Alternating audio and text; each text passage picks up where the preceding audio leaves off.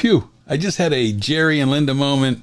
I started recording and my wireless system was dead. I noticed that I didn't have any sound.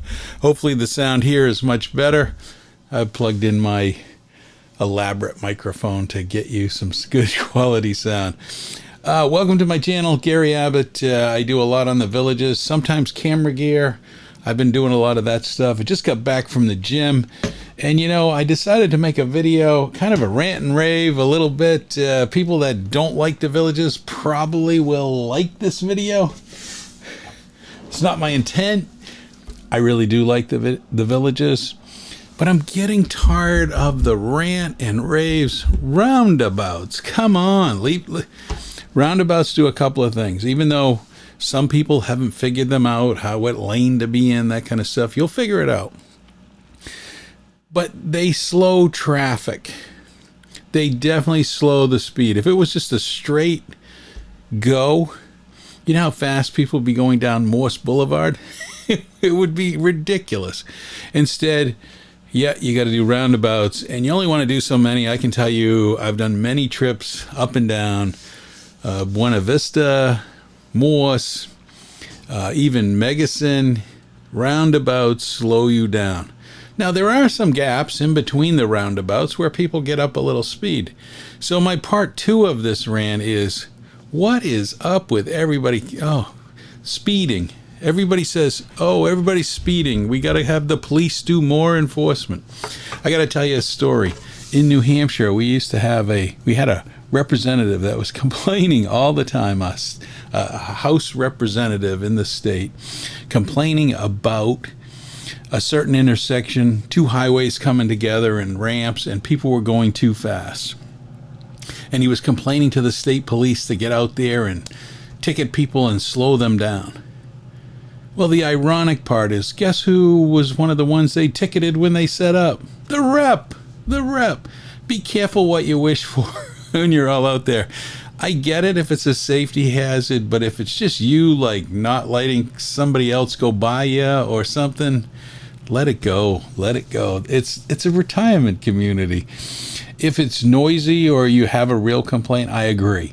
But I think people are jumping on bandwagons. You see the posts. It's just crazy. Then you go to part 2 of this and you go, the gates. Everybody asks questions on the gates. Okay, here's how they work. They put up gates for the villages. Each individual village, you get pass cards so you can put them on your, you can get little stickers or stuff, put on your mirrors so you don't have to hold this card. Or you go through the visitor lane and you hit a little red button and the gates open. But all of this, like, how soon will they be knocked over? Why are there gates here? There shouldn't be gates here. Come on. I like the gates. The gates do a bunch of things. They slow down traffic. Most of the time, there is golf cart crossing the road behind the gates. It's great for the people riding in a golf cart to know, hey, the gates are down, no cars are coming. It's good. Gates are good. The other part is that when you don't want the speeding traffic on the road, you just don't want that. The gates help slow that down. I like the idea that it takes a picture of your vehicle when you go through for people who are not residents and who push the button. There is at least some monitoring. It's not a gated community like there's a guard there that no one absolutely can come into your property. But I like the gates. And all of this, like, we don't need the gates, we like the gates, we hate the gates, how many times are they going to get knocked over? Hey, anybody knocks them over, they got to pay. They go after them. You don't want to pay the $500 or whatever it is. So let's get off that.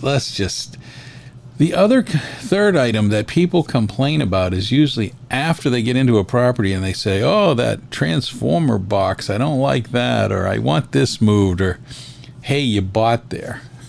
There is some responsibility of picking your house and picking what the surroundings are. I mean, even people who like the villages grows. If you're up to an empty field that's going to be, the villages is going to expand into, expect houses. don't think it's going to be the way it is the day you moved in and forever, and you have control. You have control of what you bought. The acreage, the acre, the point whatever acre, that's yours.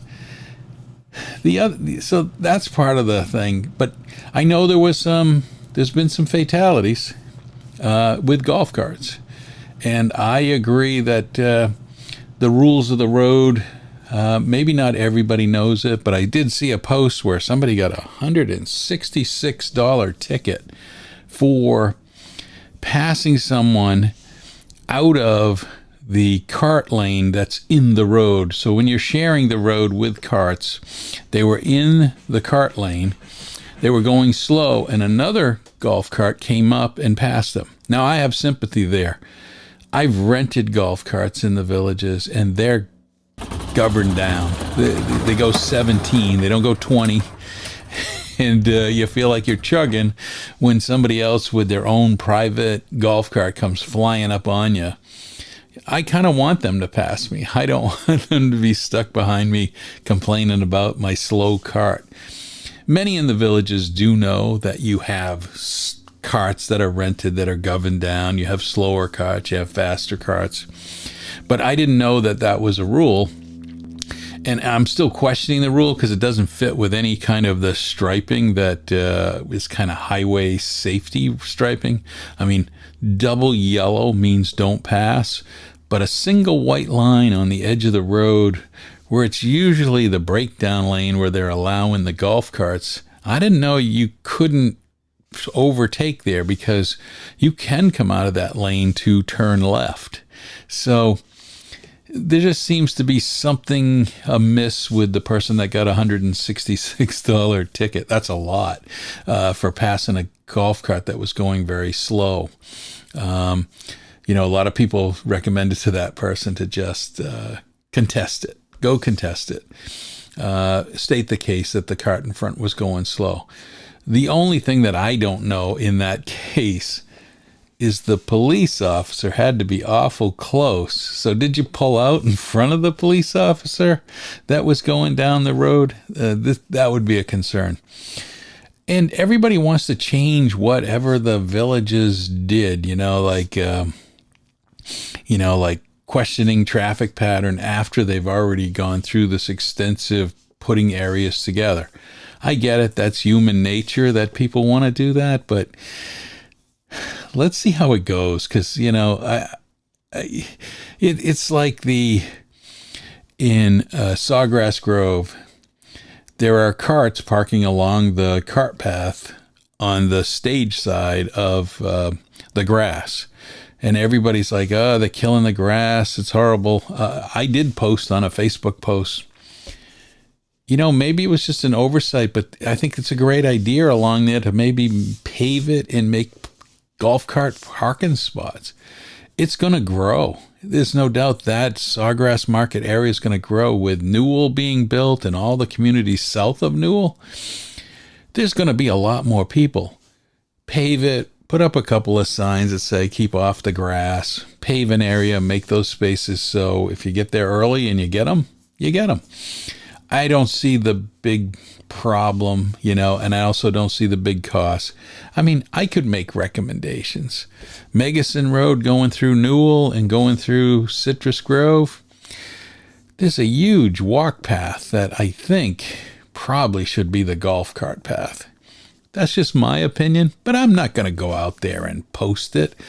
I would think that if the need becomes so great and to get people off that road when there's a lot of vehicles, there may become a second look at it.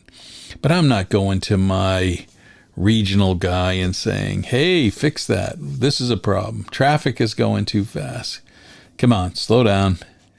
It should be a 55 plus community. You should recognize that you're not going to go 100 miles an hour around the villages. Well, that's my rant. It is a rant and rave. I'm sorry I haven't been on. I'm dealing with 29 inches of snow in a week in New Hampshire. I am currently in New Hampshire. Post a couple of pictures here. I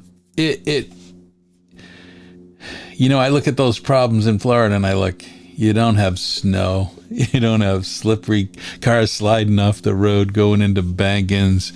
You don't have all of these things. It's much tougher. Recognize in a 55 plus community how great you do have it. You do have it pretty good. So I really like the villages.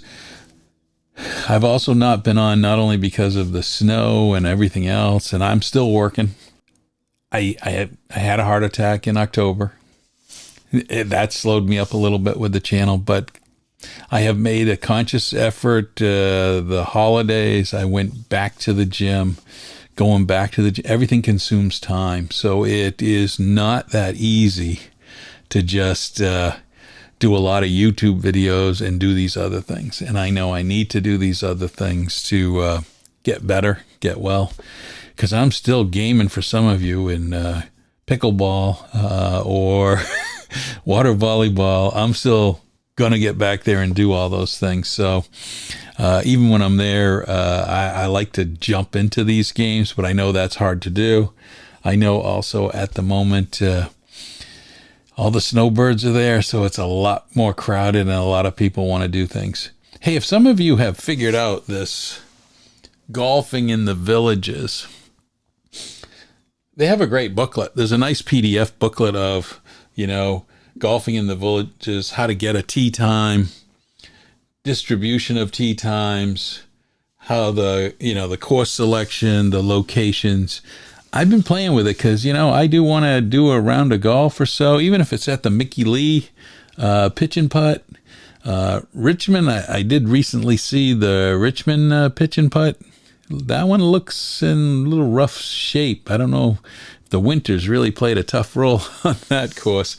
And system operation. So if you're interested in tee times, I would check out golfinginthevillages.com. There is a brochure on how to do it. They even have some sample forms, like a form for you to have like in your kitchen with your ID when you call in, kind of have that information so you don't have to find it every time. Anybody who's in the villages knows that you get with your ID and all the other stuff, you get a code. So some of these activities like golf, you need that code to register and get in their system. I did hear about an online system to sign up, but I checked that out, and this is where I need your help if somebody can answer this. But I went out to that site, which was like thevillages.net, but I'm looking at it's $8 a month to have an email. You got to have an email and you got to have a sign in, and it looks like you are gonna pay to have emails and a login and password to get into that system. Maybe somebody in the comments can let me know of, is there a way to do it online without going through thevillages.net? Be curious. Or am I reading this wrong? You don't really need to have a villages.net email that you're paying $8 a month. Just let me know. I'm curious because there is a phone-in system to get your tee times. And it's a process, and you need 3 days you need to log in. You need to call up and have your ID and try to get a spot 3 days ahead of time. So anybody have a clue on all that can shoot me a message. I'd be glad to do a video on it, but I'm really curious about it. I hope you enjoyed this little rant and rave. A little bit more about traffic. It just seems like the Villages has always done a great job in its expansion and thinking things out, and I think they did a good job here. Hey, hope you liked this video. Like and subscribe. It helps me out. Send me a comment if you think I should do a video. I've been struggling with it. If you think I should do a video about my heart attack, I'd love to hear that in the comments, because I did join a Facebook group about heart attacks and stents and all that kind of stuff. And there seems like a pretty big support group. Is there a support group in the Villages for something like that? I was just really curious. Maybe somebody could comment. Thanks for watching.